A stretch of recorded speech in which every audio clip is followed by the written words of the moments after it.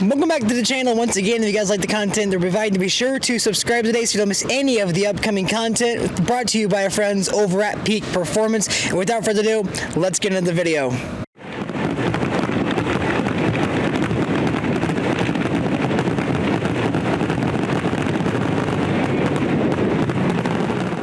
The halfway point of the 2025 season takes the tour to the house Bill Bader built as we arrive to the Summit Racing Equipment Motorsports Park in Norwalk, Ohio, where the brutal heat from last week's Virginia Nationals has followed the tour as blazing heat and high humidity makes completing full passes down the track a well-earned accomplishment. Gage Ray returned to form last time out in Richmond as after falling short to his Vance & Hines teammate Richard Gadsden back at Bristol, and after taking a few races off to show off the rental bike, he now has to work with a bike that might still be a bit bitter that it was left on the trailer back at Chicago. Yeah, for sure. It seemed like she was mad at me, cheated on her a little bit. But, it's awesome that, I rode the rental bike in Chicago and ironed it out. Richard rode that the prior year, so that was his baby the prior year. So, me and Andrew straightened that chassis out and got it running to where it's at. We won the race on it in Chicago, but yeah, I got back on my bike and she has not been happy. We do a lot of R&D, I would say, on my bike. Because we've had such an awesome proven package that we can always go back to on race day, which that's what we did in Richmond. We went back to what we know works with the bike. We struggled a little bit in qualifying, but she comes back and we put her normal tune-up back in it. But she definitely was giving me a little attitude there, for sure. Troy Coughlin Jr. rolls into his home track after a frustrating start to the new season. After having Virginia off, it allowed them to go back to Oklahoma and roll out a brand new chassis named Project Midnight that debuts this weekend, which he feels might show the hard work his elite team has done to get them back on track. Well, these Jegs.com elite fellas, they work their tails off day in, day out. Struggle, we kind of take pride in our struggle because we learn something every single lap we make. So we're just excited to be here with this new Haas machine, and it drives great. We went to Tulsa and made a few laps on it. Drives fantastic. We're definitely kind of learning as we go, so we're excited for Q1. Funny car driver Dave Richards has been turning heads the last couple races. After turning on win lights and scoring a semifinal appearance back at Bristol, he now aims to not be looked at as an easy first-round pair.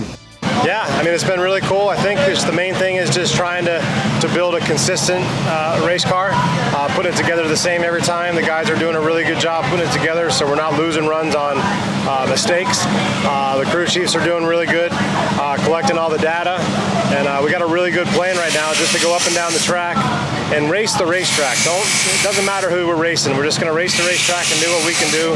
And me as a driver, try not to mess up. I'm working on trying to cut a better light because I'm be damned if I'm going to lose on a hole shot. But it feels good to have 5 round wins already this year. It's more than I had ever in my career in one season. So we're halfway through the season, but I feel really good about everything we're putting together right now. We're just putting the pieces together, and I'm looking forward to a really good weekend here. And top field driver Justin Ashley rolls into Norwalk hot off his first win of the season following the controversial decision back in Richmond. With back-to-back final rounds and a more consistent car in qualifying, he believes this is the time the Skag team truly returns to form just in time for the countdown. It is. It's funny. We've gone kind of under the radar and we had a little bit of a slow start, but when you actually look at it, we've been to 5 finals if you include the 4-wide final in the first 9 races of the year. So I think it's important when you want to kind of round yourself into championship form to stack round wins. Of course, you want to win races, but you really want to stack round wins as well, and that's what we've been doing a great job of. So my hat's off to Mike, Tommy, and this whole Skag Power Equipment Toyota team. They work diligently, not only at the racetrack, but away from the racetrack to make sure that we can come here and have the kind of success that we're having. So it's up to us now. After this weekend will be officially the halfway point in the year, so want to take what we've learned, go back over these next few weeks, enjoy the break, but apply it to Seattle and everything moving forward. And in Pro Stock Motorcycle, the high heat and the high humidity swings things in the MSR camp's favor, as now this time the 3 MSR bikes run the top 3 spots of the show. Matt Smith is 682 with a 4, rounds up the top of the field. John Hall an impressive run in second. Ron Torno, now you might say that's not an MSR bike. His bike was found in the MSR camp earlier today, so he's running on MSR data, and it's proving well for him in his final full-time season. A 687 with a 4 surprised a lot of people this afternoon as he takes takes the 3rd spot. Gage Ray back in 4th. Angie Smith, the person he beat in the finals back at Richmond, in 5th.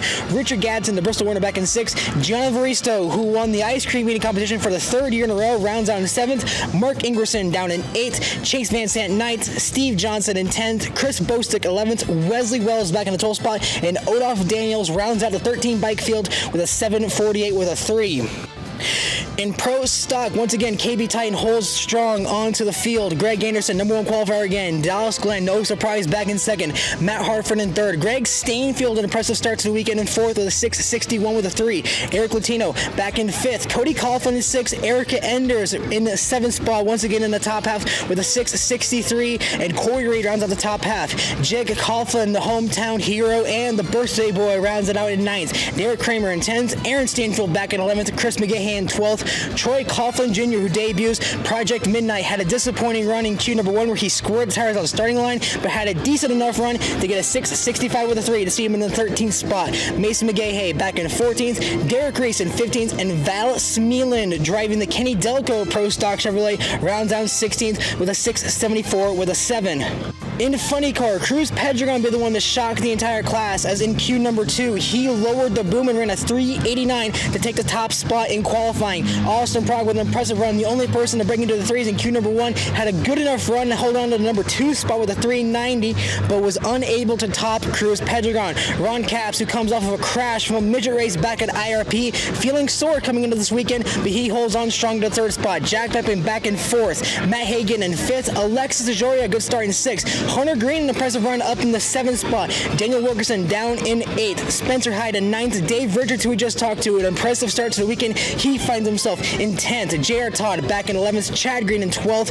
Dale Creasy Jr. 13th. Buddy Hull in 14th. Bob Taskett a 3rd in 15th. Paul Lee on the bump spot in 16th. Bobby Bode the first car round 17th. Julian Natas back in 18th. Joe Morrison not yet in the field in 19th. And Mike McIntyre Jr. rounds on the field in 20th. Chris King still has not yet set down a representable time. He rounds himself off in the 21st spot. Had a really weird moment in Q number 1 where his fire extinguisher bottles set off on the starting line. And in top field, Justin Ashley, hot off the win from Virginia, he takes the number 1 spot to end out Friday night. Antron Brown, a good run, the reigning event winner, in 2nd. Tony Stewart blew 2 motors today, but in the 2nd run, he was able to get a clean run on the racetrack, a 3:75 with a 5, but 2 blown motors, an expensive weekend for the TSR camp. Brittany Forrest down in 4th. Shaun Langdon debuting a new black and gold scheme this weekend to celebrate Coletta Air's 25th anniversary. You're going to see that car for the rest of the season, and I'm happy that it is, because it is a beautiful car.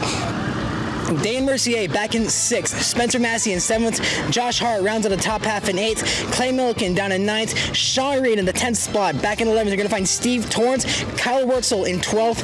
13th is Doug Foley. 14th is Doug Coletta with a 399 with a 7, and just way down in the running order. 15th, Will Smith for an impressive 399.7 for the Luigi Novelli team after DNQing back at Chicago. They're going to have more races here in the summer months. Lex June on the bump spot with a 631 with a 7, and Scott Farley with a 10-120 rounds out the top fuel field.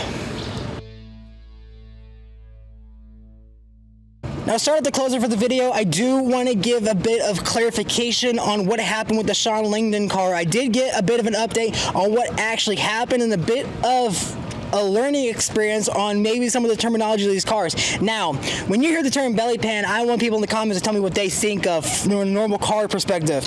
Me, and surprisingly enough, a lot of people in Nitro, when they hear the belly pan, I thought the oil pan. No, instead, talk to a driver. It is the under tray that runs underneath the car that is designed to catch stuff. That is more believable to hear that a lug nut would fall into that, or if just a bolt would fall into that.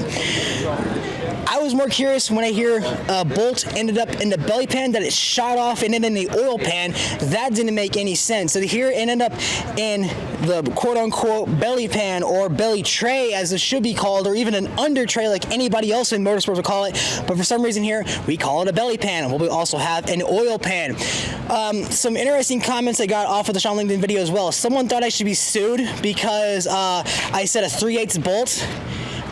If you want to call that defamation, by all means, go nuts. I don't know how you're going to make that hold up, or the fact that they think that APR and SFI should sue me. I don't know why they think that, but go nuts. Someone got really upset saying that, oh, I would say that bolts never get loose. From what I was told, when I say they were loose, they mean fully off. They got loosened off. That's what I fully mean by that, is that they were on the car. They got loose enough that they fell off. Not just, I couldn't believe that a bull, is going to rattle off a little bit, but I was told they don't fall off a whole lot. There's some teams that run the same bolts on those inspection covers for years.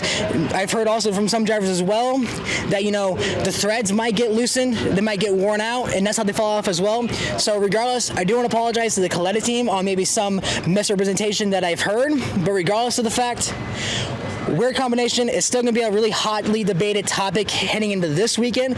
Not a lot of people are willing to talk about it, so leave it at that. As for today, shout out to the top fuel teams, because the funny car teams made it increasingly hard as my... Oh, wow. There it goes. Yeah, there it goes. My shoe just came straight out. Oh, my goodness. I'm so glad I didn't rip the soul out of that thing. This is a great facility, all things considered. Shout out to the top fuel teams for getting the session in. We had a massive thunderstorm just overhead, and it was trying its hardest to make itself not wanting to work with us. But we were lucky enough to get top fuel in completely just as the fireworks show ended, as a matter of fact, is when the thunderstorm hit. So we got very lucky in that case. Funny car. Took way too long. I understand incidents happen, but there was a lot of oil downs, fire extinguisher bottles breaking, incidents in the staging procedure. It was crazy. Pro stock. It's really interesting what's going on there, just because of the fact that the KB Titan team still holds on to that 200th advantage, but you see the elite team starting to knock closer and closer and closer, with the fact that the likes of Greg Stanfield is now getting in there. You see Erica Enders popping back in at some point, and then Jed Coughlin Jr. So it's going to be interesting. And then with this high heat and high humidity, it makes it very exciting for the Pro Stock motorcycle, because it makes it a lot easier for those MSR Buells to really take the power to the Vance & Hines bike. So it's going to be very interesting seeing how it rounds up in qualifying.